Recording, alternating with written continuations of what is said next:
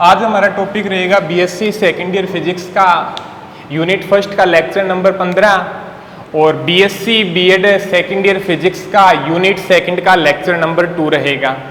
और हमने इसलिए पहले वाले लेक्चर के अंदर माध्य मुक्त पथ की वैल्यू को फाइंड किया था और आज हम डिस्कस करने जा रहे हैं भी माध्य मुक्त पथ का व्यंजक एक्सपेरिमेंट के आधार पर किस प्रकार से फाइंड करते हैं। तो देखिएगा, माध्य मुक्त पथ का व्यंजक फाइंड करने के लिए हम एक सिलेंडर की कल्पना करते हैं। ये मानो कि अभी कोई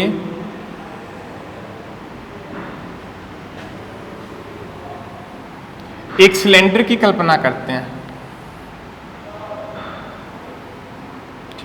ये कोई सिलेंडर है। अब इस सिलेंडर के अंदर के भी ये एक अणु के भी गतिशील अवस्था में लेते हैं और बाकी अणु के भी स्थिर अवस्था के अंदर लेते हैं माध्य मुक्त पथ का व्यंजक को फाइंड करने के लिए। तो माना कि प्रति सिलेंडर के प्रति एकांक आयतन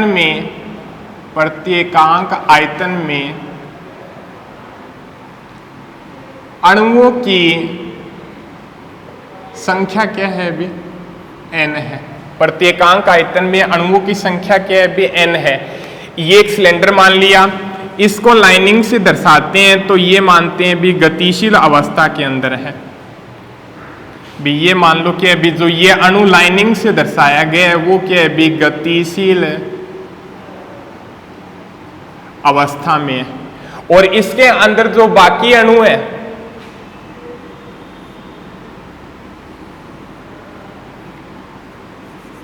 इसके अंदर जो बाकी अणु है वो क्या है अभी स्थिर अवस्था के अंदर मान लो।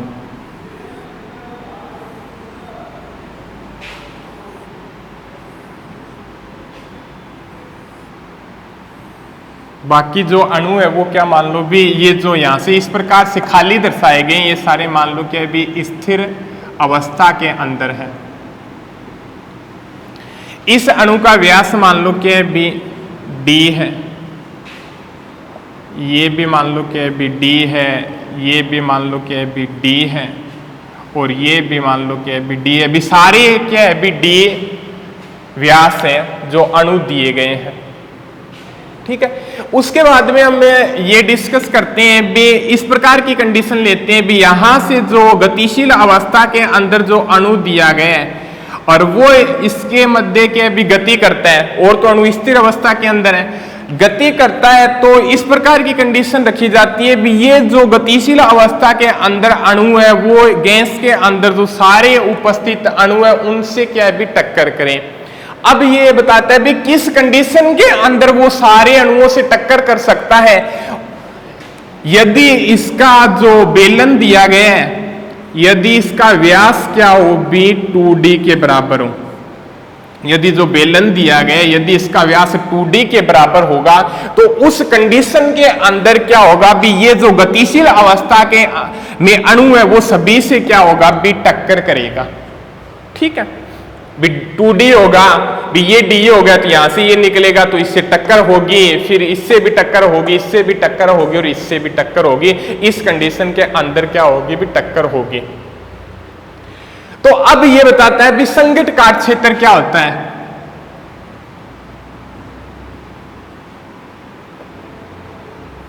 संगत काट क्षेत्र क्या बताता है अभी गतिशील अणु के प्रभावी काट क्षेत्र को, गतिशील अणु के प्रभावी काट क्षेत्र को, गतिशील अणु के प्रभावी काट क्षेत्र को संगत काट क्षेत्र कहते हैं।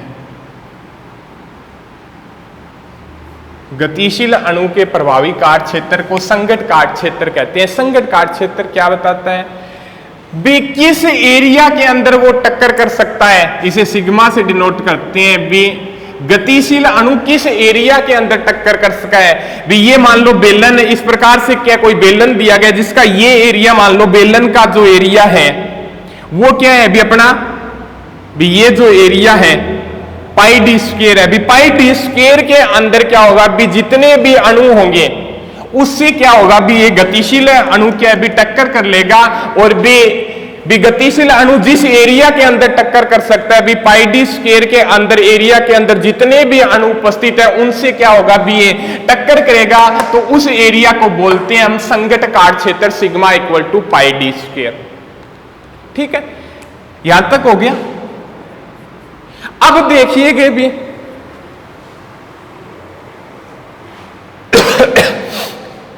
आगे देखते हैं भी टी समय के अंदर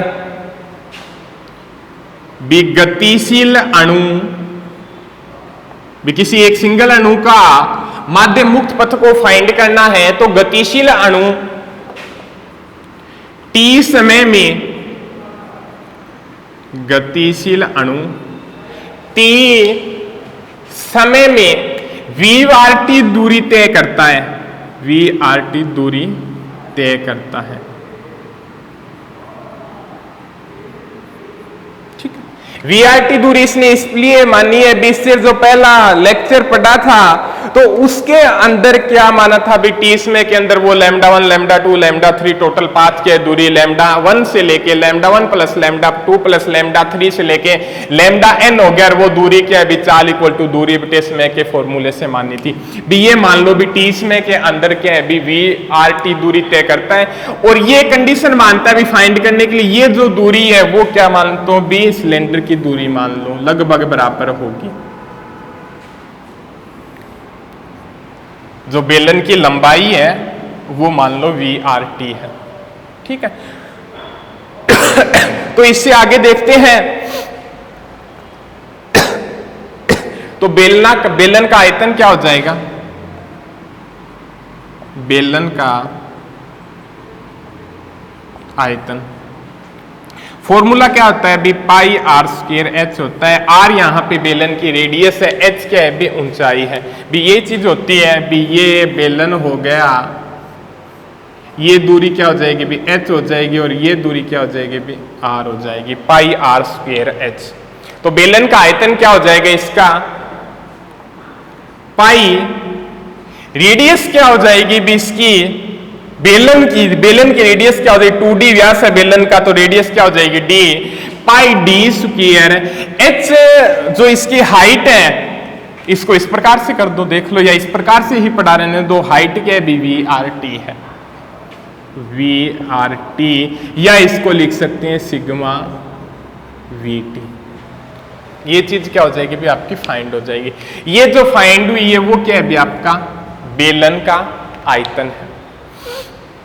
ठीक है, उसके बाद में हम देखते हैं भी सिग्मा वी टी क्या आ गया भी आपका sigma V R T, sorry sigma V R T आपका क्या आ गया भी बेलन का आयतन आ गया।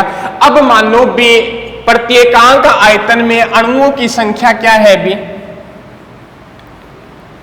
प्रति एकांक आयतन में अणुओं की संख्या क्या है भी स्मॉल n है, तो सिग्मा वी आर टी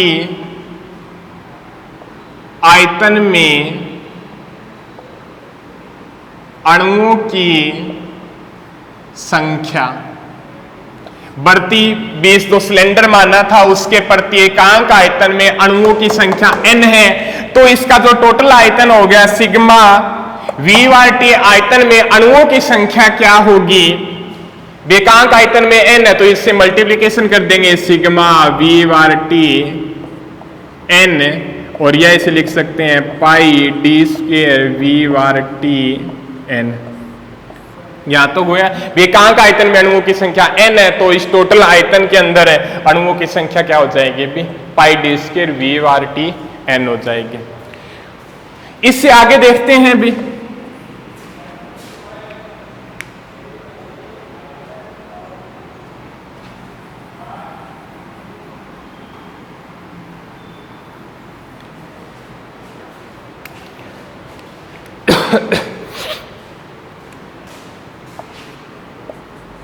आगे हम फाइंड करते हैं भी क्या फाइंड करेंगे, टी सेकंड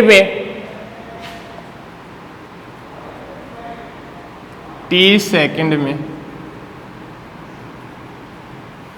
टक्करों की संख्या, t सेकंड में टक्करों की संख्या क्या होगी?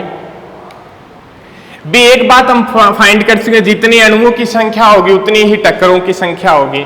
भी इस अणु को छोड़ देते हैं हम, ठीक है, ओनली क्या है, स्थिर अणु को काउंट करेंगे और स्थिर अणु की अणुओं की संख्या को काउंट कर रहे हैं, ठीक है। तो यहां से इससे टकराएगा 1 टक्कर, फिर इससे टकराएगा 2 टक्कर, फिर इससे टकराएगा 3 टक्कर, फिर इससे टकराएगा 4 टक्कर। कितनी टक्कर हुई? 4 टक्कर हुई। पाथ कितने हुए? 1 2 3 और 4 पाथ हुए।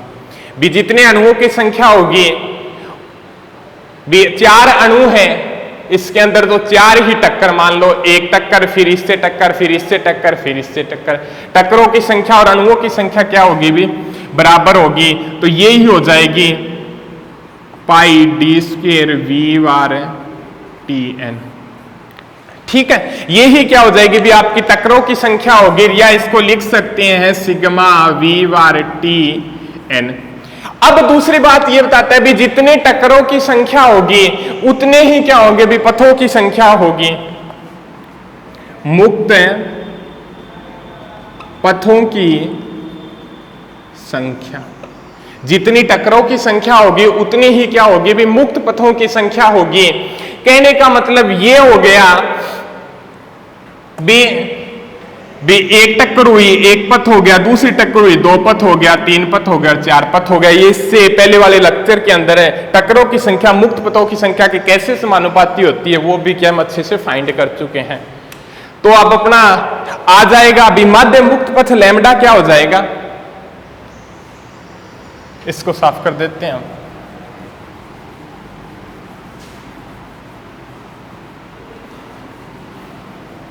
माध्य मुक्त पथ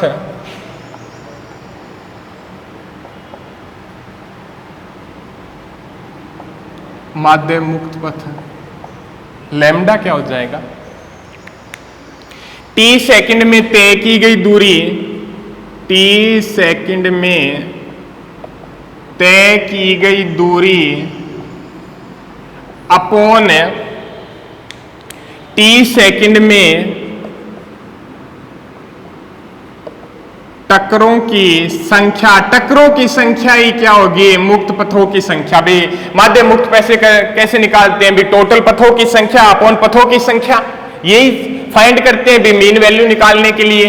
तो t सेकंड में तय की गई दूरी क्या हो जाएगी? भी अपने पास भी अपने फाइंड किया था भी t सेकंड के अंदर वी आर टी दूरी तय करता है, वी आर टी दूरी तय करता है। तो यहां से क्या हो जाएगा? भी टक्करों की संख्या पाई डी स्क्वेयर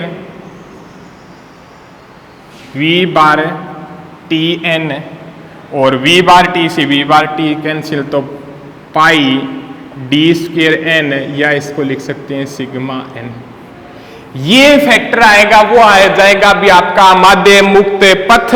अब एक चीज और बताता है भी इसके अंदर जो हम फाइंड कर रहे हैं माध्य मुक्त पथ है, उसके अंदर क्या होता है? भी एक अणु तो क्या है? भी गतिशील अवस्था के अंदर है, गैस के अंदर, और बाकी अणु क्या है? भी स्थिर अवस्था के अंदर है। बट हम प्रैक्टिकली देखते हैं भी गैसों के सारे अणु के भिन्न भिन्न दिशाओं के अंदर भिन्न भिन्न वेगों से गति करते हैं। तो उस कंडीशन के अंदर जो मैक्सवेल के अकॉर्डिंग जो रिजल्ट प्राप्त होता है वो क्या प्राप्त होता है? भी लैम्डा माध्य मुक्त पथ का रिजल्ट 1/√2 सिग्मा एन, या लिख सकते हैं 1/√2 पाई डी स्क्वेयर एन। यहां पे 1/√2 क्या हो जाता है? भी मल्टीप्लीकेशन हो जाता है। भी ये बात, ये जो फैक्टर निकाला है वहां पे क्या है? भी एक अणु क्या है? भी गतिशील है, बाकी सारे अणु क्या है? भी स्थिर है। और इस कंडीशन के अंदर क्या प्राप्त होती है?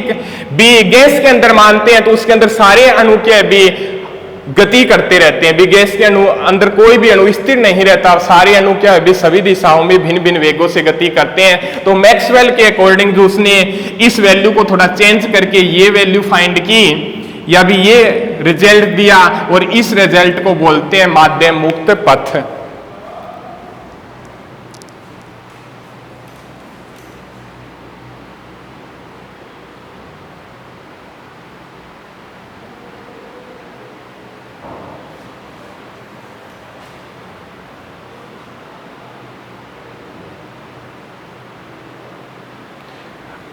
इससे आगे हम फाइंड करते हैं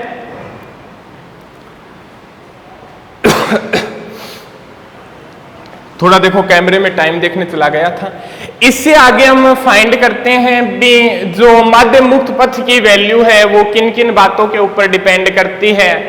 तो फर्स्ट हम देखते हैं भी माध्य मुक्त पथ की घनता पर निर्भरता।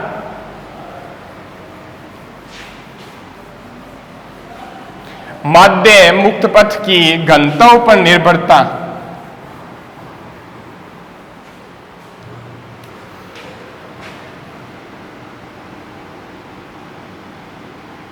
माध्य मुक्त पथ की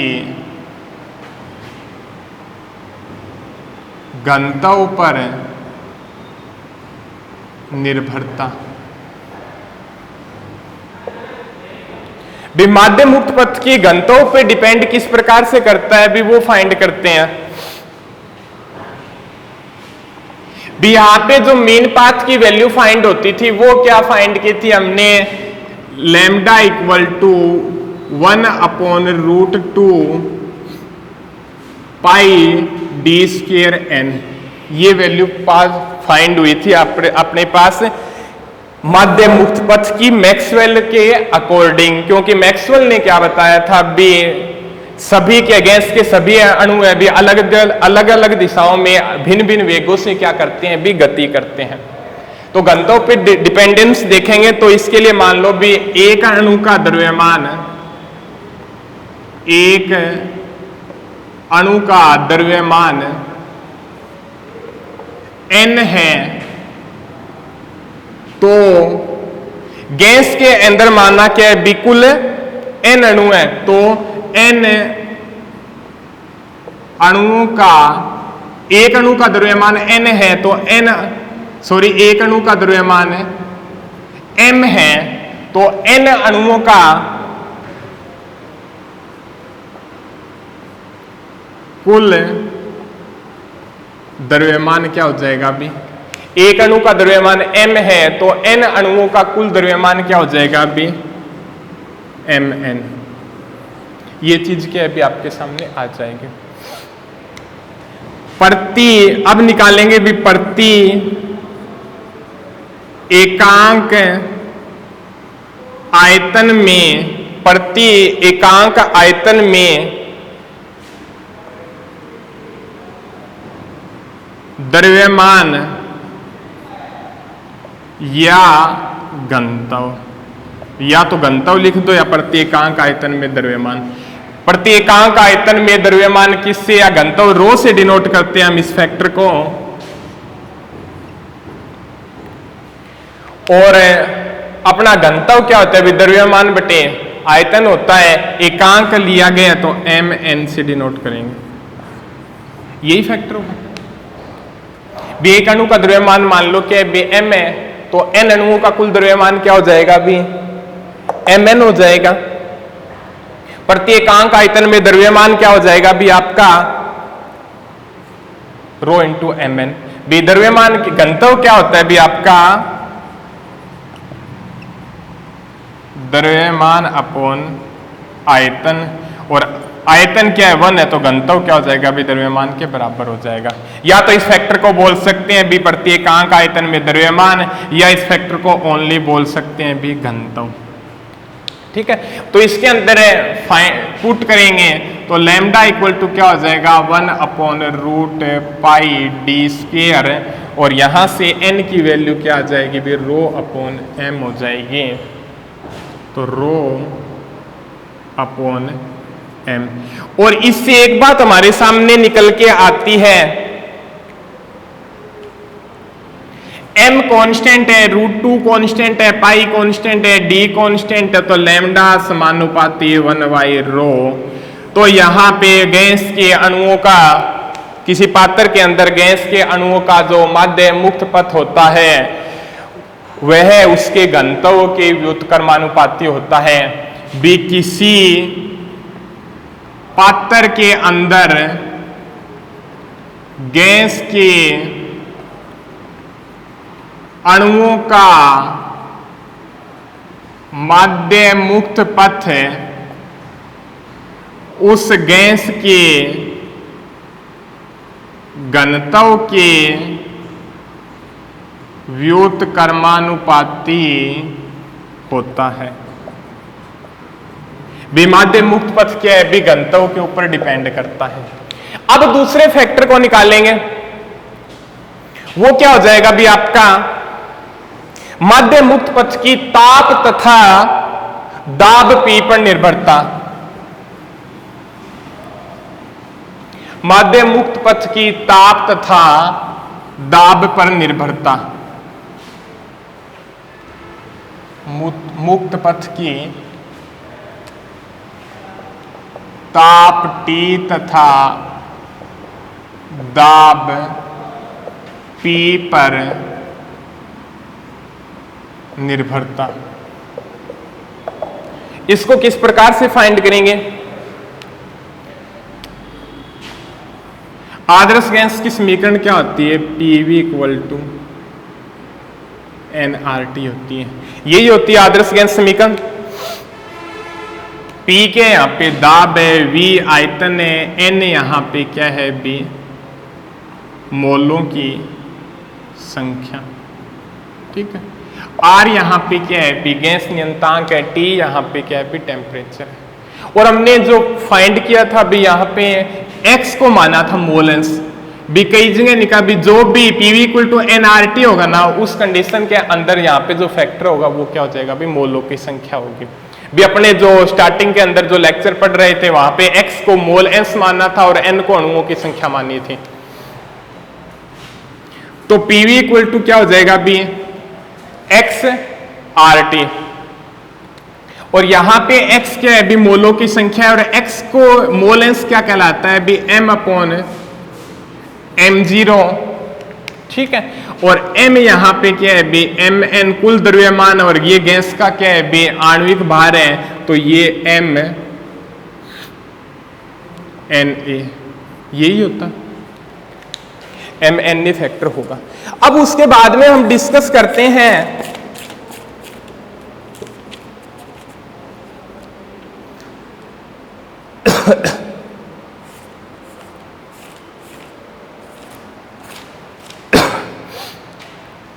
M से M कैंसिल N अपॉन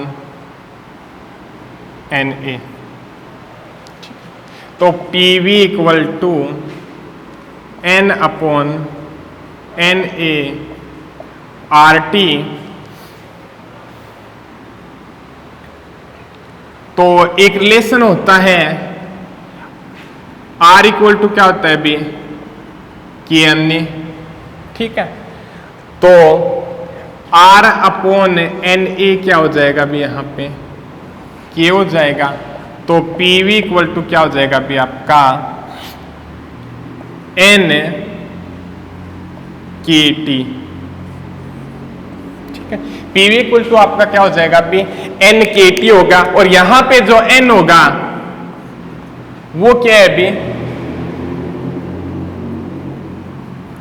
अणुओं की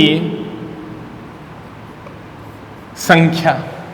N होगा वो यहां पे क्या है भी अणुओं की संख्या है। ठीक है। अब उसके बाद में हम देखते हैं